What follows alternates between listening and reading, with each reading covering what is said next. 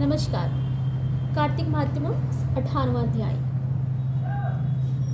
अब रौद्र रूप महाप्रभु शंकर अपने वीर गणों के साथ नंदी पर चढ़कर हंसते हुए युद्ध भूमि में आए। उनको आया देखकर उनके पराजित गण लौटकर आए और सिंहनाद करते हुए असुदों से दैत्यों पर प्रहार करने लगे। भीषण रूपधारी युद्ध को देखकर दैत्य भागने लगे। तब युद्ध में अपने दैत्यों को पराजित होते देखकर जलंधर हजारों बाण छोड़ते हुए भगवान शंकर जी की ओर दौड़ा। उसके आगे शुभ निशुभ आदि वीर भी क्रोध से अपने होठों काटते हुए शंकर जी की ओर दौड़े। इतने में शंकर जी ने जलंधर के सब बाण आदि को जल काट कर अपने गणों को निर्भय कर अपने अन्य बाणों की आंधी से दैत्य को पीड़ित कर दिया। खड गोरमा नामक दैत्य को अपने फरसे में मारकर डाला और बालाखट को भी से काट दिया। धसमय भी मारा गया और शिवगण किसी ने प्रचंड नामक दैत्य का सिर काट दिया। किसी को शिवजी के बैल ने मारा और कई उनके बाणों द्वारा मारे गए। यह देखकर जलंधर अपने शुभ निशुभ आदि दैत्यों को भी धिक्कारने लगा और भयभीतों को धैर्य देने लगा। पर किसी प्रकार भी यह मस्त दैत्य दोबारा युद्ध भूमि में जाने को तैयार न हुए। दैत्य सेना ने पलायन शुरू कर दिया। तब महाक्रुद्ध जलंधर शिवजी की ओर लड़काने लगा। साथ ही उसने 70 बाण मार शिवजी को दग्ध कर दिया और फिर बहुत से बाणों पर प्रहार किया। शिवजी उनके बाणों को काटते हुए रहे, यहाँ तक कि उन्होंने जलंधर की ध्वजा श्वेत धनुष को भी काट दिया। फिर 7 बाण मारकर उनके शरीर में आघात पहुंचाया। धनुष के कट जाने से जलंधर ने प्रचंड बाण मारकर उसको गदा से टुकड़े कर दिए। तब उसने समझा कि शिव मुझसे बलवान है, अतः उसने गंधर्वी माया उत्पन्न कर दी। अनेक गंधर्व अप्सराओं के गण पैदा हो गए। वीणा और मृदंग भी आदि बाजों के साथ नृत्य वे गान करने लगे। इसमें अपने गणों सहित रुद्र भी मोहित हो गए। उन्होंने युद्ध बंद कर दिया। फिर तो काम से मोहित होकर जलंधर जल्दी से त्रिनेत्र भगवान शंकर का रूप धारण करके वृक्ष पर बैठकर पार्वती के पास जा पहुंचा। उधर जब पार्वती ने अपने पति को आते देखा तो अपनी सखियों का साथ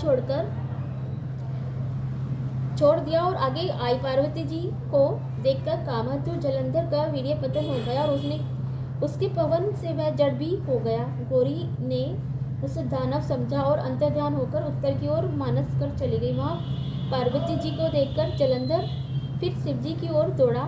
इधर पार्वती जी ने भगवान विष्णु को बुलाकर दैत्य का यह कृत्य कहा और प्रश्न किया कि यह आप इससे अवगत हैं? क्या आप इससे अवगत हैं? भगवान विष्णु ने हाथ जोड़कर उत्तर दिया, आपकी कृपा से मुझे सब कुछ ज्ञात है। हे मां, तो आज्ञा हो पालन करूं। जगत माता ने विष्णु जी से कहा, उस दैत्य ने जो मार्ग खोला है उसका अनुसरण उचित है। मैं तुम्हें आज्ञा देती हूँ कि तुम जाकर उसकी स्त्री का पतिव्रत भ्रष्ट करो, वह दैत्य भी तभी मरेगा। पार्वती जी की आज्ञा पाते ही भगवान विष्णु माँ की आज्ञा श्रद्धाधार्य कर छल करने के लिए जलंधर के नगर की ओर चले गए। 18वां अध्याय समाप्त। ओम नारायण नमो नमः। ओम नारायण नमो नमः। कार्तिक महात्म्य 19वां अध्याय। राजा पृथु ने कहा, हे देव ऋषि, अब आप यह कहिए कि भगवान विष्णु ने वहां जाकर क्या किया? तब जलंधर की स्त्री का पतिव्रत कैसे भ्रष्ट हुआ? श्री नारद जी ने कहा, जलंधर के नगर में जाकर भगवान विष्णु ने उसकी पतिव्रता स्त्री को बंधा का पतिव्रत करने का विचार किया। वह उसके नगर में एक उद्यान में जाकर ठहर गया और रात में उसे स्वप्न दिखाई दिया। वह उसकी माया और अद्भुत कार्य पद्धति की थी। उसकी माया द्वारा जलंधर की स्त्री पतिव्रता बंधा ने रात में वह सपन देखा तो उसका पति नग्न होकर सिर पर तेल लगाए महिष पर चढ़ा है। वह काले रंग की फूलों की माला पहने हुए तथा चारों ओर हिंसक जीव है। वह सिर मुंडाए हुए अंधकार में दक्षिण दिशा की ओर जा रहा है। उसने अपने नगर की को समुद्र में डूबा हुआ देखा और इस प्रकार से बहुत से भयानक सपने देखे। फिर तुरंत ही वह जाग पड़े और सपन के संबंध में विचार करने लगी। इतने में उसने सूर्य को उदय होते देखा तो सूर्य उसे एक छिद्र दिखाई दिया। तब तथा क्रांतिहीन था। उसे अनिष्ट जाना और भयभीत होकर रोने लगी। वह छज्जे पर खड़ी अटारी पर चढ़ी भूमि पर उतरी, मगर उसे कहीं भी शांति प्राप्त न हुई। फिर वह अपनी 2 सखियों को के साथ लेकर वन में गई, परंतु वहाँ भी उसे शांति नहीं मिली। फिर वह जंगल में निकल गई, पर वहाँ भी उसे चैन न आया। वन में उसने सिंह के समान 2 भयंकर राक्षसों को देखा, जिससे वह अत्यंत भयभीत होकर वहां से भागने लगी। उसी समय वह अपने शिष्यों सहित एक तपस्वी गया तो वृंदा उसके पैरों के में हाथ लगाकर उससे अपनी रक्षा के लिए याचना करने लगी। मुनि ने अपनी एक ही हुंकार से उन दोनों राक्षसों को वहां से भगा दिया। वृंदा को आश्चर्य हुआ कि वह भय से मुक्त हो मुनि को हाथ जोड़कर प्रणाम करने लगी और कृतज्ञता का ज्ञापन किया। फिर उसने मुनि से अपनी युद्धरत पति के संबंध में उसकी कुशल क्षेम का प्रश्न किया। मुनि ने मौन हो आगे पीछे देखकर कहना चाहा कि उसी समय 2 बानर उसके पास आ गए, हाथ जोड़कर खड़े हो गए। जो ही मुनि ने भ्रुकुटी का संकेत किया तो वह उड़कर आकाश में चले गए। फिर जलंधर का सर वह धड़ लेकर मुनि के पास गए। तब वृंदा अपने पति को मरा हुआ जान मूर्छित हो धरती पर गिर पड़ी और अनेक प्रकार के वचन कहकर दारुण विलाप करने लगी। पश्चात उसने मुनि से कहा, हे कृपानिधे, आप मेरे पति को जीवित कर दीजिए। पतिव्रता परायण दैत्य पत्नी ऐसा कहकर दुखी श्वासों को छोड़ते हुए मुनि के चरणों में गिर पड़ी। तब मुनीश्वर ने कहा, वह शिवजी द्वारा युद्ध में मारा गया और वह जीवित नहीं हो सकता, क्योंकि जिसे भगवान शंकर मार देते हैं वह कभी जीवित नहीं हो सकता, परंतु शरणागत की रक्षा सनातन धर्म में, अतः कृपा करके इसे जिला देता हूँ।